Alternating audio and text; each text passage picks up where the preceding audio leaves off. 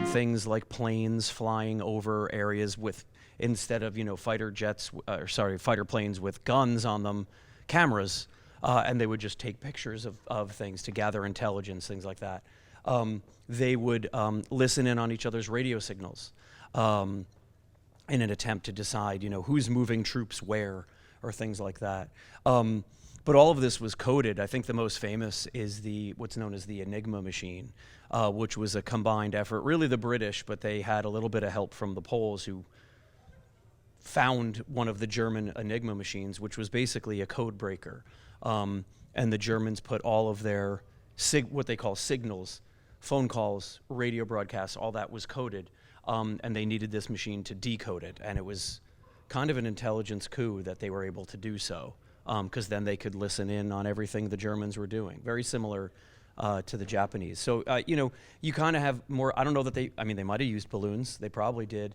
But back then they would listen to each other's broadcast signals, again, like radio, telephone, whatever else, and have planes either very high flying or more dangerous, low flying, but those are more likely to get shot down. Cold War.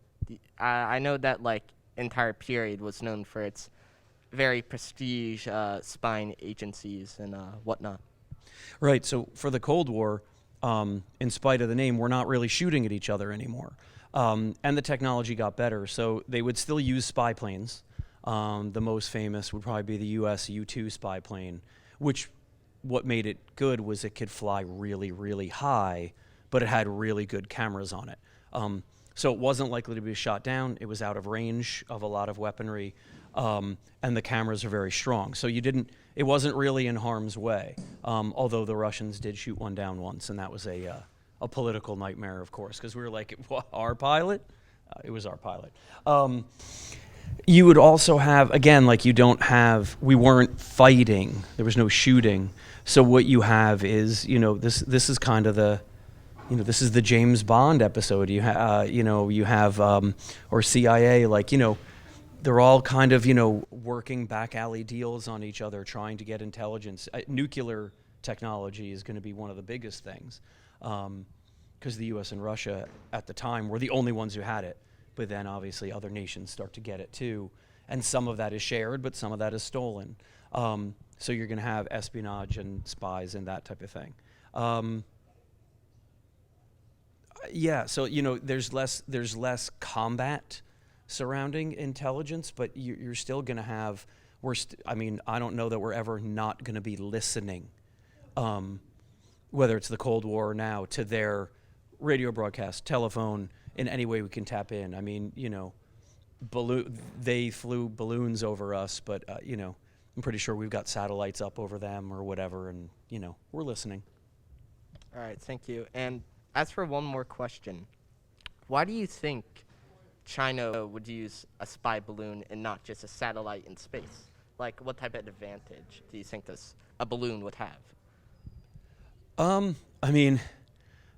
It seems like a big blunder to me. I don't know for sure who made the decision, but it seemed like the timing was poor because we were ready to have a big meeting with the Chinese, which then got canceled.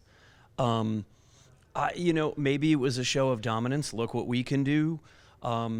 Maybe it was also an attempt, if we float a balloon, we'll ignore it thinking it's a weather balloon or something, something harmless, and we'll just let it go by. Because we are looking for satellites. I think that's what we kind of tend to do. We look for the worst threat. And here was something that maybe they thought they could slip by us. It's hard for me to put myself in their shoes, but it seems like it was a poor calculation, and it didn't work. Obviously, because now we're shooting down anything that floats over. I'm pretty sure we're taking out seagulls left and right, which is good. Nobody wants seagulls anymore. Agreed. Yes. All right. Thank you for your time. You're welcome.